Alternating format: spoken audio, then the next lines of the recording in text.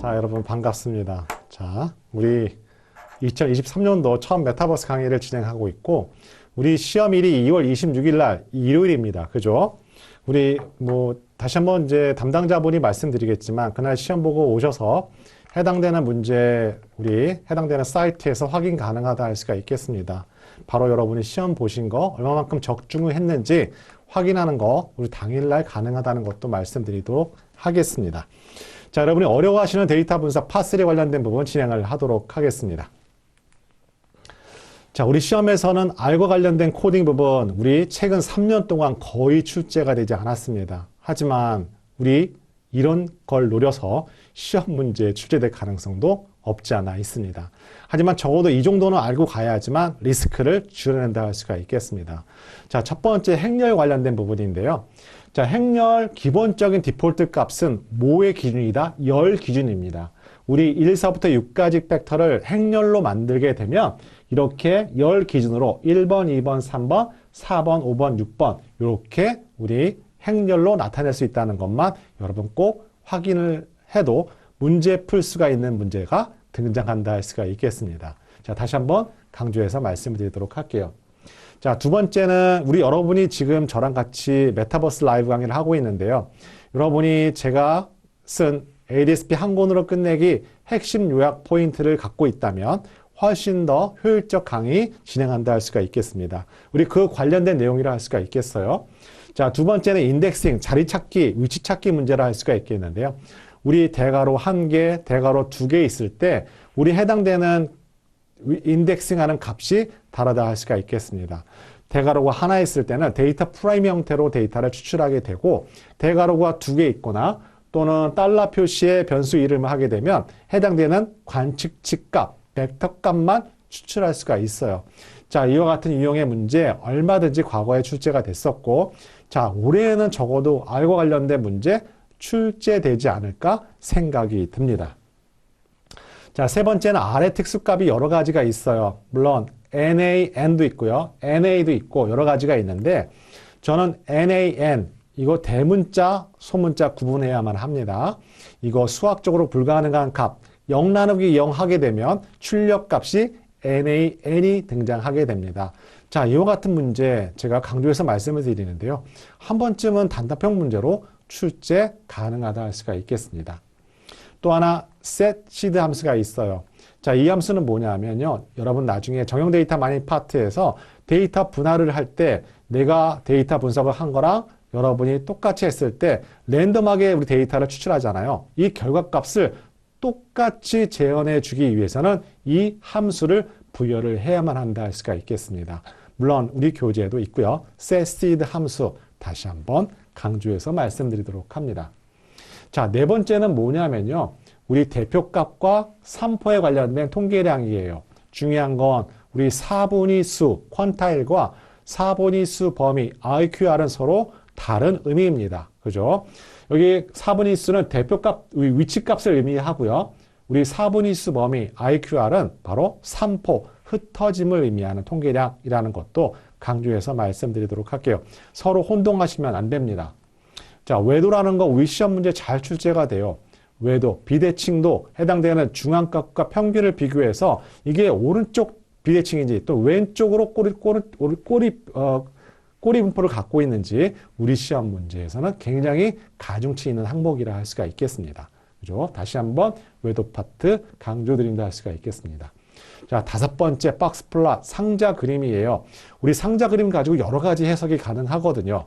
첫 번째 상자 그림이 의미하는 다섯 수치 요약값이 무엇인지 반드시 확인하게 되고요. 그 다음에 그 상자에 검은색 그 흰 라인이 선이 만들어져 있는데 그 값은 중앙값이죠. 그 중앙값의 위치가 우리 가운데 있으면 정기분포, 좌우 대칭이 분포가 되는 것이고 그 값이 하단에 있느냐 또는 상단으로 올라가느냐에 따라서 우리는 데이터가 얼마만큼 비대칭되어 있는지 추정해 본다는 거 다시 한번 강조드린다 할 수가 있겠습니다. 이와 같은 상자 그림과 외도 서로 따로 떨어져 있는 개념이 아니라 얼마든지 서로 연계해서 출제 가능성이 높은 파트 해당되는 영역이라 할 수가 있겠습니다. 자, 여섯 번째는 플라이알과 리쉐이 패키지예요. 우리 1과목 할 때 데이터 웨어하우스, 데이터 마트 나왔잖아요. 바로 데이터 마트와 관련된 패키지, 플라이알과 리쉐이 패키지 정의를 물어보는 문제, 우리 단답형으로도 얼마든지 출제 가능하다는 거 다시 한번 강조해서 말씀을 드리도록 합니다. 일곱 번째는 자료의 척도예요. 특히 우리 시험 문제에서는 구간 척도, 절대 0점이 존재하지 않는 구간 척도, 순서 척도, 비율 척도 물어보는 출제 나오게 되고, 이게 나오게 되면 반드시 틀려서는 안 되는 문제라 할 수가 있겠습니다. 자, 여덟 번째, 우리 여러분이 싫어하는 확률 계산 문제라 할 수가 있고, 우리 앞차시에서는 베이지 이론을 가지고 문제로 출제가 됐어요. 우리 해당되는 교재를 보시면 어떤 유형의 간단한 베이지 이론에 관련된 문제 들어있다 할 수가 있겠고요. 이번 차시에는 조건부 확률 문제가 예상이 된다 할 수가 있겠습니다. 특히 여러분 교재 기출문제 보시면 제가 약간 올해와 작년과 올해 약간 문제를 바꿔놓은 게 있습니다. 그 조건부 확률 문제 반드시 풀어보도록 하고요. 그 문제가 바로 최근에 출제됐던 ADP 조건부 확률 계산 문제라 할 수가 있겠습니다. 자, 이렇게 서로 간에 검정시험 간에 문제들이 서로 계속 순환된다 할 수가 있겠습니다. 자, 조건부 확률 다시 한번 강조드리고요. 자, 독립사건인 건 뭔가요? 독립사건이라는 것은 어떤 특정 사건이 다른 사건에 영향을 줄 수 없을 때 우리는 독립사건이라고 하게 되죠. 배반사건은 뭐죠? 교집합이 없는 거예요. 배반사건과 독립사건은 계속 개념이 달라요. 이 두 가지 정의 내리는 거 다시 한번 강조해서 말씀드리도록 할게요. 아홉 번째는 확률 변수예요. 우리 시험 문제에서는 확률 변수, 2, 4년 확률 변수의 기대값으로 물어보는 문제가 계속 출제가 되어 왔어요. 수식을 물어볼 수 있고요. 간단하게 계산값, 표를 주어지고 기대값 물어보는 문제도 출제가 됐어요. 그런데 이상한 건 한 번도 연속형 확률 변수의 기대값, 공식을 물어보는 문제는 한 번도 출제되지 않았다는 게 신기할 뿐이에요. 하지만 언제든지 우리 연속형 확률 변수의 기대값, 우리 계산 문제는 등장하기 어려워요. 하지만 공식을 알고 있는 거 출제 포인트라 할 수가 있겠습니다. 자, 열 번째 카이제곱 검정이 등장하게 되는데요. 카이제곱 검정, 범주형 자료 분석이라고 하게 되죠. 우리 모수 검정과 비모수 검정 구분할 때 비모수 검정, 특정 분포임을 가정하지 않아요. 또 하나 조건이 있죠. 서열 척도 또는 명목 척도일 때 우리는 비모수 검정을 하게 돼요. 바로 대표적인 카이제곱 세 가지는 비모수 검정이라고 하게 되고, 이 세 가지를 구분하는 거 우리 시험 문제 출제 포인트라 할 수가 있겠습니다. 적합도 검정은 뭐고 독립성, 동질성은 무엇인지 정의를 내리고요. 해당되는 문제 여러분 간단하게 정의 내리는 거 출제 포인트라 할 수가 있겠습니다. 11번째 중심극한 정리가 있어요. 중심극한 정리 중요한 건 뭐냐면요. 표본 평균에 관련된 분포라 할 수가 있고 표본 크기와도 관련이 되어 있어요. 우리 모집단이 정기분포이면 거기서 어떤 걸 샘플링 하더라도 그 표본값 바로 정기분포임을 할 수가 있어요. 하지만 모집단이 정기분포가 아니에요. 그럴 때 뭐가 관련이 있다고요? 표본 크기와 관련이 있어요. 표본 크기가 충분히 클 때 우리는 정기분포에 근사한다 할 수가 있고, 우리 이걸 중심극한 정리라고 하게 되고, 문제가 출제가 된다면 100% 객관형 문제가 중심극한 정리의 문제라 할 수가 있겠습니다. 우리 12번은 카이제곱 분포와 F분포의 차이점이에요. 카이제곱은 한 집단의 분산을 추정할 때 이용하고요.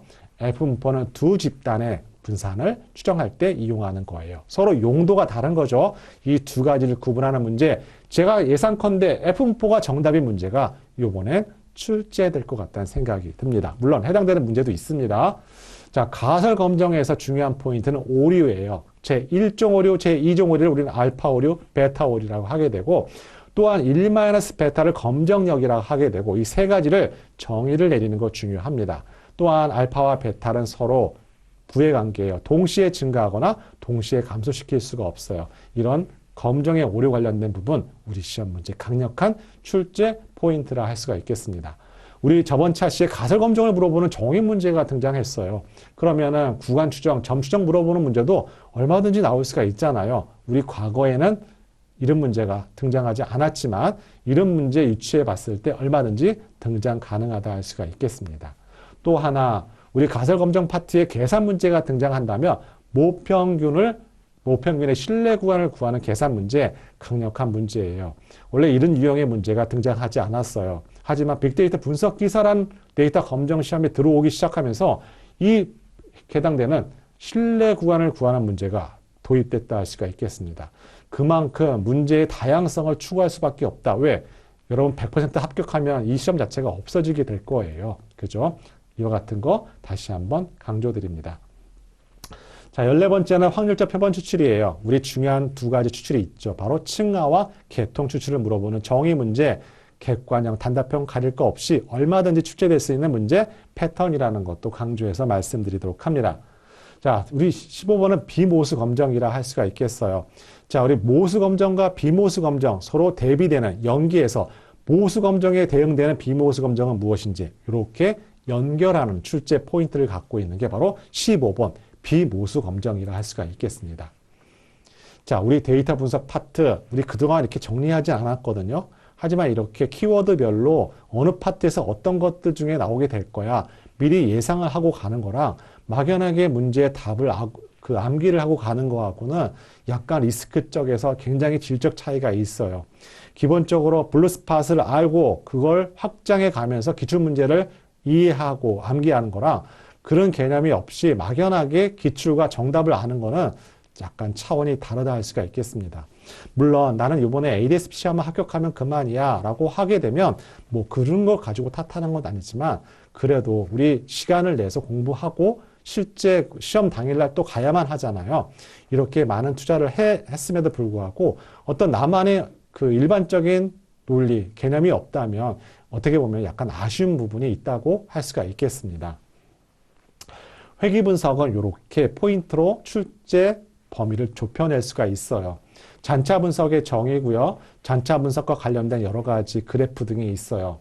또한 다중공정성이 중요한 개념이에요. 회귀 분석에서는요. 그 다음에 회귀 분석을 하려면 가정 조건이 있죠. 그 조건 충족해야만 합니다. 네 번째, 해석 문제란 뭐냐면 다중회귀 분석 결과를 보여주고 해석하는 문제예요. 우리 시험은 데이터 실기가 없잖아요. 남이 한 데이터 분석 결과를 올바르게 해석을 하는 검정시험이라는 것도 강조해서 말씀드리도록 할게요.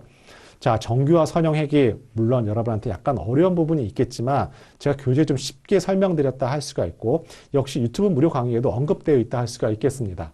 자, 변수 선택 방법 반드시 출제되는 포인트를 갖고 있다. 우리 전진 선택, 후진 제거, 단계별 방법에 관련된 부분 세 가지 정의를 내리는 부분 파트라 할 수가 있겠습니다. 자, 17번은 상관 분석이에요. 피어슨과 스피어만의 상관 분석 구분하는 문제 출제 포인트라 할 수가 있고요. 또 하나 우리 서로 산점도를 그렸을 때 이 산점도 형태가 원의 모양이었을 때 해석하는 문제 바로 선형 관계가 없을 뿐이지 우리 상호계수의 0이라는 거 그죠? 아무런 관계가 없다는 건 잘못된 해석이다라고 할 수가 있겠죠. 또 18번 우리 주성분 분석 우리 시험 문제에서 한 번도 빠진 적이 없어요. 물론 우리 해당되는 포인트별로 주성분 분석 문제를 풀 거지만 주성분 분석 그만큼 중요하고요. 출제 가중치가 높은 이유가 있습니다. 우리 일반적인 군직 분석, 주성분 분석이라고 한다면요. 본 분석, 원래 본 분석하기 전에 사전 분석으로서 반드시 해야만 하는 것들 중에 하나예요. 그래서 우리 가장 기초적인 부분이라 할 수가 있고 따라서 이거는 빅데이터 분석 기사 가릴 거 없이 굉장히 가중치 있는 포인트라는 것도 강조해서 말씀드릴 거예요. 아마 이번에도 반드시 출제할 겁니다. 주성 분석을 올바르게 해석하는 부분 다시 한번 강조드리도록 할게요. 자, 주성분 수의 결정이라고 그랬어요. 키워드를요. 주성분 분석은 비지도 학습 방법이에요. 차원 축소 방법이에요. 그럼 어떤 계량적인 근거를 가지고 차원을 축소를 해야 돼요. 그죠? 그 근거에 관련된 부분이 바로 주성분 수의 결정이라 할 수가 있겠습니다. 19번에는 시계열 모형이라 할 수가 있겠어요. 정상성에 관련된 조건들, 그 다음에 AR과 MA 모형을 물어보는 정의 단답형 문제를 할 수가 있고 우리 해당되는 시계열 문제 다시 한번 말씀드리겠지만 AR은 과거의 값으로 현재의 값을 예측하는 거라고 한 반면에 MA 값이라는 것은 오차로 우리 현재 값을 예측하는 거라고 할 수가 있겠습니다. 만약에 한 문장으로 정의를 하자면요. 따라서 우리 시험 문제에서는 AR과 MA를 물어보는 정의 문제 이번 차시의 강력한 예상 답안이라 할 수가 있겠습니다. 또한 차분이란 단어 비정상 시계열을 정상 시계열로 바꾸는 방법 정의와 관련된 문제라 할 수가 있고 분해 시계열 관련된 네 가지 요인 너무나 많이 출제 패턴을 갖고 있는 형태라 할 수가 있겠습니다. 자, 제가 이렇게 간추려서 하는 건 뭐냐? 여러분도 이렇게 해당되는 목차별로 어떤 주제 패턴을 갖고 있다? 그걸 중심으로 해서 개념을 정리해 가는 거 굉장히 중요하고요. 자, 이렇게 함으로 인해서 여러분은 어떻게 보면 시간을 절약할 수 있다는 의미도 가능하다는 것도 강조해서 말씀드리도록 합니다.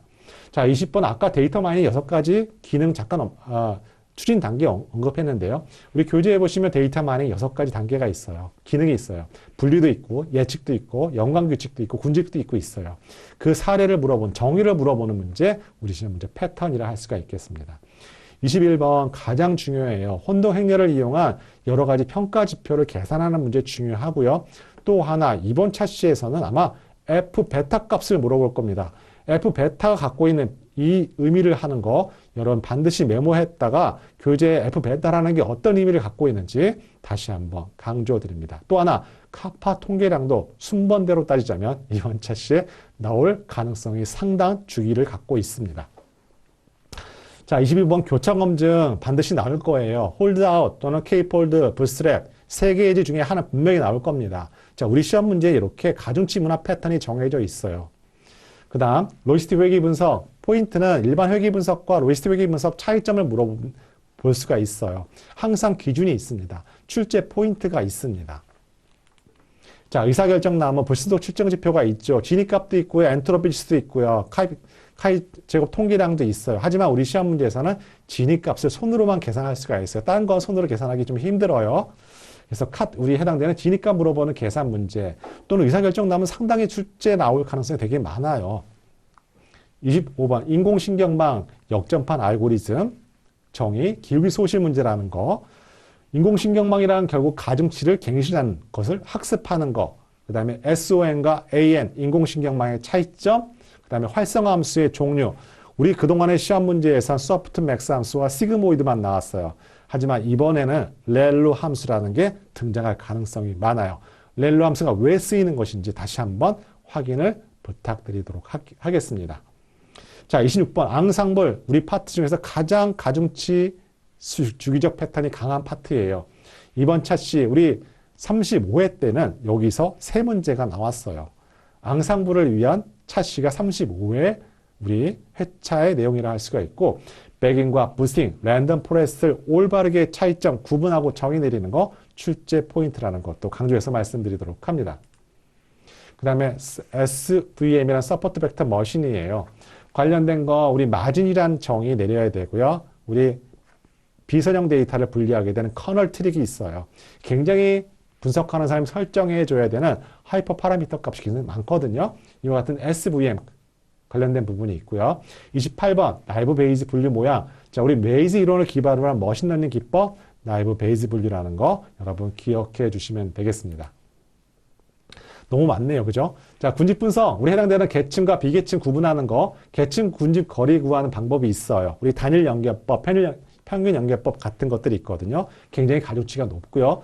우리 비계층 프로세스, K민지에 우리 프로세스가 4단계가 있습니다. 그 다음에 혼합 분포에서 EM 알고리즘 정의를 내리는 거. 그 다음에 SOM, 자기조직화 지도에서 인공신경망과 비교하는 문제. 해당되는 군집 분석의 거리와 관련된, 연속형 거리와 관련된 바하라노비스 거리와 민코프스키 거리 또는 코사인 유사도를 물어보는 정의 문제 굉장히 가중치가 있어요. 또한 군집 분석수, 군집 분석이라는 거 비지도 학습 방법이잖아요. 우리 신뢰 개수와 또는 엘보 기법과 우리 덴드로그램을 통해서 우리 군집 분석 수를 결정할 수가 있습니다. 자, 밀도 기반의 대표적인 알고리즘 DB 스캔이 있죠. 또한 KN의 알고리즘, 이 K는 분석하는 사람이 설정해 줘야 되는 K 값이 우리가 하이퍼 파라미터라고 하게 되죠. 자, 이와 같은 K가 클수록 또는 작을수록이 어떤 의미인지를 우리 교재에서 꼭 확인을 해 보셔야만 합니다. 자, 마지막 연관 분석이 있어요. 우리 계산 문제가 몇 포인트를 갖고 있는데요. 향상도 제일 중요하고요. 물론 신뢰도 지지도 물어볼 수 있어요. 그 다음에 연관 분석의 장단점, 그 다음에 연관 분석의 알고리즘 2가지가 있습니다. A 프라이어리 알고리즘과 우리 FP 클로스 알고리즘이 있어요. 자, 이와 같은 2가지 알고리즘을 물어볼 수 있는 시험 문제 단답형 이번 차시에 예상해 볼 수가 있다는 것도 강조해서 말씀드리도록 합니다. 자, 어떻게 너무 빨리 출제 키워드별로 설명을 드렸다 할 수가 있겠는데요. 자, 우리 제한된 시간 내에 많은 걸 전달해 하다 보니까 자, 이 부분 여러분 양해를 해주셨으면 좋겠어요. 우리 해당되는 유튜브 무료 강의 여러분 참고해달라는 것 다시 한번 강조해서 말씀드리도록 하고요. 우리 문제 확인해 보도록 하겠습니다.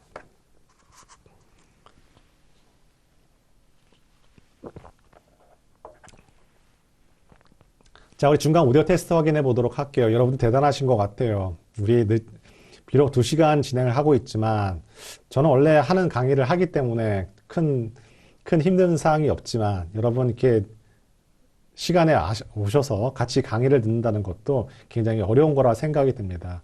자, 여러분 고생스럽고 힘들지만 우리 이게 물론 자격증 취득 못해도 상관이 없겠죠. 그죠? 하지만 이렇게 시간을 투자를 했다면 좀 더 의미 있는 결과를 얻었으면 하고요. 이걸 바탕으로 해서 여러분 우리 시험이라는 거 약간 다른 과정들을 디딤돌 역할을 하는 과정이라 할 수가 있겠어요. 자, 이 기본 베이스를 가지고 여러분 조금씩 지식을 축적하게 되면 여러분 갖고 있는 분야가 어떤 분야인지 모르겠지만 그 해당되는 분야, 그쪽 분석 기법을 조금 하다 보면 훨씬 더 여러분이 경쟁력 있는 부분을 여러분 얻을 수 있다는 것도 강조 드리도록 하겠습니다. 왜냐하면 여러분 갖고 있는 분야마다 약간 성격이 다르잖아요. 분석 기법도 달라요. 데이터는 굉장히 상대성이 강한 거라고 합니다. 누구는 그 데이터가 가치 있지만 누구는 가치 없다고 얘기를 해요. 제가 원하고자 하는 데이터 기반을 여러 번 이용해서 분석을 한다는 건 어떤 생각을 갖고 있냐면요. 가장 짧은 시간 내 여러분 직장 생활을 예를 들자면 간단한 미팅 시간을 이용해서 1분 또는 2분 안에 데이터를 불러와서 분석해서 시각화해서 보여줄 수 있는 그런 간단한 브리핑 능력 저는 가장 큰 경쟁력이라 생각이 들고 이 잠재력을 끌어내기 위해서 저는 어떻게 보면 이 ADSB라는 하나의 동기부여를 부여하는 라이센스 과정 강의한다 할 수가 있겠습니다. 자, 이 점 다시 한번 강조해서 말씀드리도록 하고 우리 문제 진행을 하도록 할게요. 우리 척도에 관련된 부분인데요. 우리 명목 척도는 분류를 위해서 제가 임의로 부여한 거예요. 남자 0번, 여자 1번. 이거에 관한 중앙값 의미가 있나요? 따라서 명목 척도는 중앙값이라는 게 없어요. 정답 1번이라 할 수가 있겠습니다. 제가 데이터 마트란 기본 키워드가 있고 그 관련된 패키지 플라이알 패키지와 류시의 패키지가 있습니다. 자, 류시의 패키지는 두 개의 함수로 구성이 되어 있죠. 멜트와 캐스트 함수로 구성이 되어 있어요. 멜트라는 것은요, 어떤 함수를 적용하는 게 아니에요. 구조만 바꿔주는 겁니다. 구조만. 그죠? 따라서 정답이 멜트입니다. 그죠? 함수가 적용되는 게 아니거든요. 자, 군집 분석은 우리 시험 문제에서 반드시 출제가 돼요. 계층, 비계층 두 가지 비교하는 문제 가장 크고요. 여기 K-means는 비계층 군집 분석이에요. 여기 4번은 계층 군집 분석을 얘기를 하고 있는 거고요. 그래서 오답이 4번이라 할 수가 있겠습니다. 우리 단답형 문제, 우리 다차원 척도법이라고 하고 우리 줄여서 MDS라고 하게 돼요. 여러분 주의하실 것은 우리 SOM과 MDS로 헷갈리시면 안 됩니다. 그죠? 자, 열심히 암기하고 공부를 했는데 서로 바꿔서 쓰면 여러분 안 되잖아요. 그죠? 우리 SOM은 인공신경망이라는 단어가 꼭 들어가야만 해요. 자, 바로 이 포인트입니다. 저는 이 부분이 이번에 시험 문제에 등장할 것 같다는 생각이 들어요. 자, 이게 왜 중요하냐면요. 물론 단순하게 암기할 수도 있겠지만요. 우리 두 집단 평균 검정할 때 T검정이라고 얘기를 해요. 하지만 이 T검정, 모수적 검정이에요. 조건이 있어요. 서로 두 집단이 분산이 동일해야지만 쓸 수 있는 검정 방법이에요. 따라서 사전에 두 분산이 집단이 등분산인지 아닌지 검증하게 되고 그때 이용하는 거 바로 F분포라고요. 이거 약간 이론적인 부분이고 우린 실기가 없잖아요. 그죠? 왜 이 문제가 등장하는지를 알고 있다면 아, 그게 중요하겠구나라고 생각이 들 텐데요. 좀 그게 약간 아쉬운 면이 있어요. 따라서 두 집단의 분산을 추정할 때 F분포를 이용한다. 한 집단 뭐 이용한다고요? 카이제곱 분포를 이용한다는 거 다시 한번 여러분 기억하시면 되겠습니다. 자, 상관계수와 관련된 우리 그래프 뭐죠? 스캐터 플롯, 산점도라 할 수가 있겠습니다. 자, 해당되는 변수 간의 관계, 영향력을 파악하는 선형관계를 파악하는 분석, 무슨 분석? 회귀 분석이라고 하게 되죠. 자, 우리 아웃라이어가 있어요. 이거 전처리를 어떻게 할지, 자, 판정 방법 중 가장 부적절한 것을 물어봤습니다. 자, 이런 것 여러분 조심하셔야 되고요. 우리 1번 보기에 해당되는 알고리즘 바로 ESD 알고리즘이라고 해요. 우리 시험 문제도 한번 출제가 됐습니다.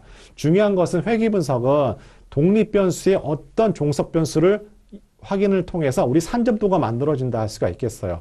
따라서 해당되는 설명변수가 잘못된 오답이기 때문에 3번이 정답이라는 거 기억해 주시면 되겠고요. 자, 이런 거 너무 준비해 가지 않으면 여러분 정답 찾기 상당히 어렵다는 거 말씀드리도록 합니다. 자, 우리 분해 시계열 중에 4가지 요인이 있어요. 자, 해당되는 설명은 계절 요인이라고 할 수가 있겠죠. 하지만 우리 시험 문제에서 순환 요인, 불규칙 요인에 관련된 부분이 훨씬 더 많이 출제가 됐다 할 수가 있겠습니다. 자, 우리 서포트 팩터 머신인데요. 우리 교재에도 분명히 나와 있어요. 근데 중요한 건 물론 난이도 있는 문제라고 할 수가 있겠는데요. 2개의 클래스를 부여하는 바로 결정 경계에서 그 거리가 최대가 되도록 우리는 그 결정 경계를 만들어지게 되죠. 이와 같은 그 여백을 마진이라고 하게 되죠. 이 마진을 최대로 하게 되는 하나의 결정 경계를 찾는 게 바로 SVM이라고 하게 되잖아요. 그런데 여기 나와 있는 매개 변수라는 게 있어요. 매개 변수 영어로 파라미터라고 해요. 그럼 파라미터와 하이퍼 파라미터, 얼마 전에도 빅데이터 분석 기사 필기 문제에도 등장했는데요. 우리 파라미터라는 것은 데이터 내부에서 결정하는 것들이에요. 가중치 같은 것들. 하지만 하이퍼 파라미터는 분석하는 사람이 설정을 해줘야만 해요. 설정을. 예를 들자면 인공신경망에서 학습률 같은 거 제가 설정을 해줘야만 되는 거예요. 이걸 하이퍼 파라미터라고 하게 되죠. 하지만 SVM 안에는 이와 같은 하이퍼 파라미터 값이 너무 많아요. 그죠? 이거 자동으로 결정되는 게 아니에요. 내가 부여를 해줘야 되는 거예요. 우리 K-민즈 분석할 때 K 군집수를 의미하잖아요. 이것도 분석하는 사람이 설정해 줘야 되는 것이죠. 그죠? 자, 그래서 매개 변수와 또는 영어로 파라미터와 하이퍼 파라미터 구분하는 거 중요합니다. 그죠? 정답은 2번인데요. 자, 여기 뭐 자동으로 설정이 된다. 여백 마진 이용하게 됐죠. 그죠? 매개 변수가 많은 게 아니라 하이퍼 파라미터가 많은 거예요. 정답은 2번이고요. 물론 이 부분이 어렵다면 패스하셔도 상관이 없어요. 여러분 시험 보고 나서 득점 분포 확인해 보잖아요. 우리 시험은 고득점하기 어려운 시험이에요. 왜냐하면 우리 여러분 미리 말씀을 드리지만 1과목, 2과목 각각 최상위 난이도 여러분이 처음 보는 문제 한두 문제 등장할 수 있어요. 당연히 미리 예상하고 가는 겁니다. 왜? 기존에 있는 문제 다 똑같이 내게 되면 우리 시험 의미가 없잖아요. 그죠? 또한 파3도 마찬가지예요. 어려운 난이도 레벨 상위 문제 4문제에서 5문제는 등장할 수밖에 없어요. 그렇다고 여러분 합격하는데 전혀 지장이 없습니다. 대부분 우리 65점에서 75점 사이에 거의 80%, 90%가 그 분포 사이에 있어요. 그죠? 물론 우리 어느 순간 습관적으로 다 맞아야 된다는 그런 욕심이 항상 가득하죠. 자, 그렇게 하기 위해서는 많은 노력이 필요한 거 강조해서 말씀드리도록 하고 약간 여러분 너무 빡빡하게 갈 필요는 없다라는 것 때문에 이런 설명드린다 할 수가 있겠습니다.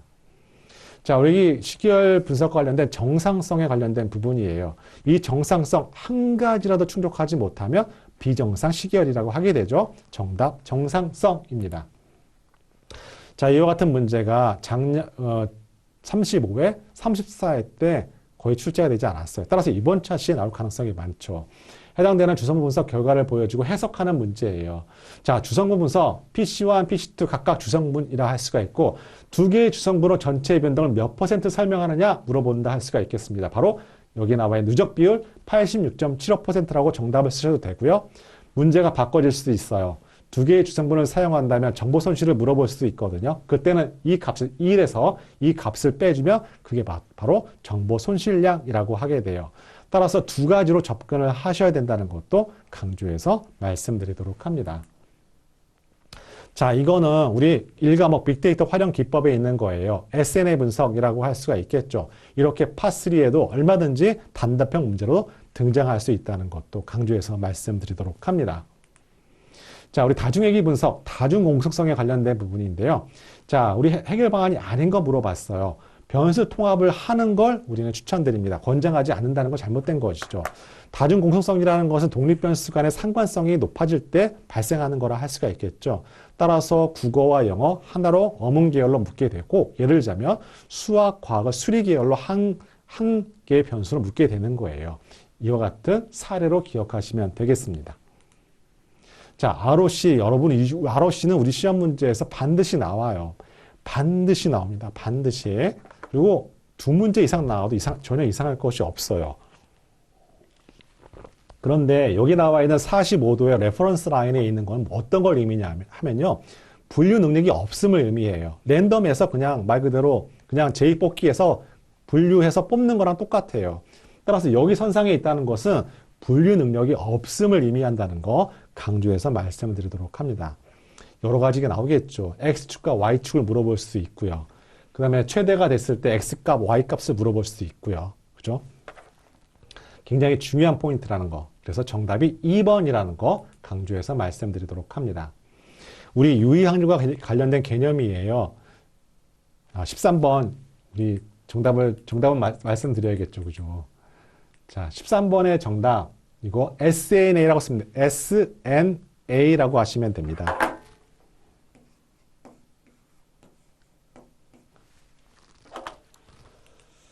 자, 이거는 2번입니다. 자, 이거는 2번이죠. 여기 쓰면 분류 능력이 없음을 의미합니다. 자, 우리 유의확률 파트 진행한다 할 수가 있겠습니다. 유의확률이 뭔가요? 귀무가설이 맞다는 전제 하에 실제 관측될 확률이에요. 그럼 유의확률이 작다는 건 귀무가설의 강한 반증입니다. 난 네가 한 거 못 믿겠어. 우리 가설검정이라는 게 뭐예요? 귀무가설이 맞다는 전제 하에서 실제 해보는 거잖아요. 내가 그걸 반박할 수 있는 논거를 찾게 되면 귀무가설을 기억하는 거고요. 어떤 이유를 찾지 못하게 되면 귀무가설을 채택할 수밖에 없는 거예요. 그죠? 근데 여기서 뭐라고 나와 있어요? 귀무가설이 클수록 나와 있죠. 작을수록 귀무가설에 대한 강한 반증이라는 거 다시 한번 강조해서 말씀드리도록 할게요. 자, 우리 1세대 알고리즘 뭐라 그랬죠? A 프라이어리 알고리즘이라고 했어요. 그죠? 우리 2세대는 뭐예요? FP 글로스 알고리즘이라고 하게 돼요. 얘는 빈발 아이템 가지고 쓰는 알고리즘인데요. 얘는 시간이 많이 걸려요. 그래서 트리 형태를 이용한 우리 연관규칙학습 알고리즘 FP 글로스까지 여러분 알고 가시는 거 중요하다 할 수가 있겠습니다. 자, 이게 다중회귀 분석이 있는데요. 여러분, 우리 해당되는 교재에 나와 있는 다중회귀 분석 결과에 나와 있는 회귀개수 값들은 다 비표준화 개수예요. 비표준화 개수라는 건 뭐냐면 서로 간의 독립변수들 간의 상대적 중요성을 파악해 볼 수는 없어요. 그 그림 가지고, 그 분석 결과를 가지고 따로 표준화 개수를 구하게 되면 서로 독립변수들 간에 우리 종속변수의 영향력을 주는 순번을 정할 수가 있습니다. 또 한 가지 방법이 있죠. 여러분 t 밸류의 절대값이 크면 클수록 여러분 종속변수의 임팩트가 크다는 걸 의미를 해요. 따라서 여러분 그 다중회귀 분석 결과표에서 절대값 t 밸류가 큰 게 가장 중요한 변수다 생각하시면 되겠습니다. 정답 3번이죠. 자, 우리 기무가설이 잘못되었음에도 이를 받아들이는 오류, 우리 2종 오류라고 하게 되죠. 우리 1종 오류 알파, 제2종 오류 베타, 또 1-베타 베타 정의 내리는 거 상당히 중요해요. 우리 시험 문제에서는 이와 같은 정의 문제, 가설의 검정에서 오류 파트가 제일 중요하다는 것도 강조해서 말씀드리도록 하고요. 우리 회귀분석 가능 조건 여러 가지 있죠. 하지만 종속변수가 정기분포를 이용해야 되나요? 종속변수가 아니라 잔차항이죠. 잔차. 따라서 1번이 그래서 정답이라 할 수가 있겠습니다. 자, 우리 더빈 왓슨이에요. 제가 보기에는 이 문제 출제 가능성 이번에 높아요. 자, 더빈 왓슨 여러분 기억하시려면 잔차 분석 파트에 나와 있고요. 자기 상관성을 파악해 보는 거라 하게 됩니다. 하지만 더빈 왓슨 통계량 잔차 분석할 때 잔차의 독립성 그림으로 파악해 볼 수 없어요. 얘 통계량 가지고 확인하게 돼요. 얘가 2에 가까울수록 우리는 자기 상관이 없다고 얘기를 합니다. 만약에 자기 상관이 0이라는 거, 자기 상관이 없다라고 하게 돼요. 자, 이 의미입니다. 그런데 여기서 부적절한 것을 물어봤잖아요. 자, p-밸류가 얼마예요? 우리 유의 수준 0.0보다 훨씬 크잖아요. 이건 귀무가설 채택이에요. 자, 이와 같은 더빈 왓슨의 독립 귀무가설은 뭐냐면, 자, 자기 상관 개수가 0과 같다. 자기 상관이 없다. 똑같은 의미입니다. 그죠? 그럼 얘를 채택할 수밖에 없잖아요. 그죠? 그런데 만약에 여기 위배됐다라고 하게 되면 잘못된 회사기록을 할 수가 있겠습니다. 그래서 정답은 3번이고요. 제가 보기에는 잔차의 독립성을 물어보는 더빈 왓슨 통계량이 이번 시험에서 제 느낌으로는 반드시 나올 것 같아요. 경우의 케이스는 어떻게 나오게 되냐면 더빈 왓슨 통계량, 잔차의 독립성은 잔차 분석의 그래프를 통해서 확인할 수 없다. 반드시 기억하시고요. 자, 이와 같은 유형의 문제 두 번째 케이스라 할 수가 있겠습니다. 난이도를 부여할 수 있는 것은 그렇게 케이스가 많지가 않아요.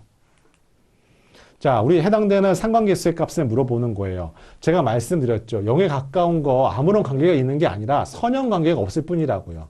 아무런 관계가 없다는 것이 잘못된 표현이라고 할 수가 있고, 우리 산점도에서 이렇게 원 모양의 산점 형태가 만들어질 경우에서 우리는 이와 똑같은 형태라 할 수가 있겠습니다.